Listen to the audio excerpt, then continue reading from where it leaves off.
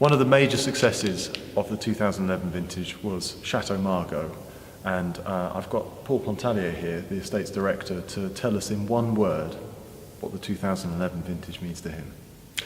It's obviously a very difficult exercise. So I have picked actually my only source of disappointment for 11, which is a small crop. And it was a small crop? It was the smallest crop since the last 20 years.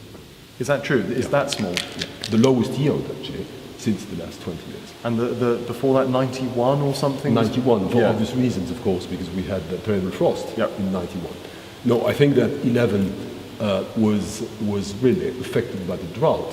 Quantity was affected by the drought, which is the main reason why we had a small crop, which is of course not bad for quality. No, absolutely. And there's no arguing with the quality this year at Margaux. No, of course. I think 11 will obviously suffer from the extraordinary neighbourhood of. It's got some attractive neighbours. There's some big brothers, like 09 and 10. So I think it will probably be slightly underrated, which makes sense because coming out of 9 and 10 is a terrible challenge for 11.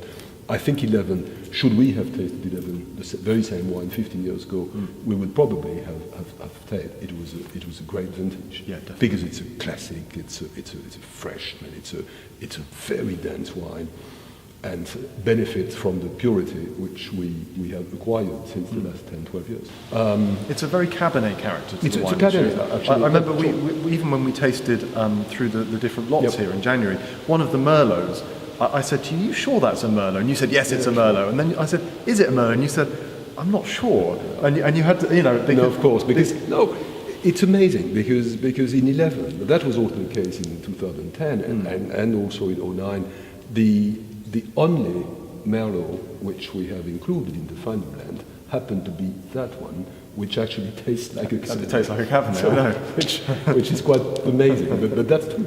And what is the final blend this year for Margaux and Pavillon? It's for Pavillon. Both blends are very traditional since the last 15 years.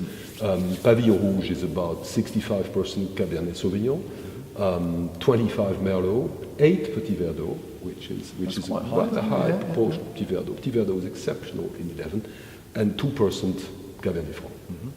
And Chateau Margaux, the very usual, huge majority of Cabernet Sauvignon, 86% Cabernet Sauvignon, 10 Merlot, 2 Petit Verdot, and 2 Cabernet Franc. Fantastic. Paul, thank you very much. You're very welcome.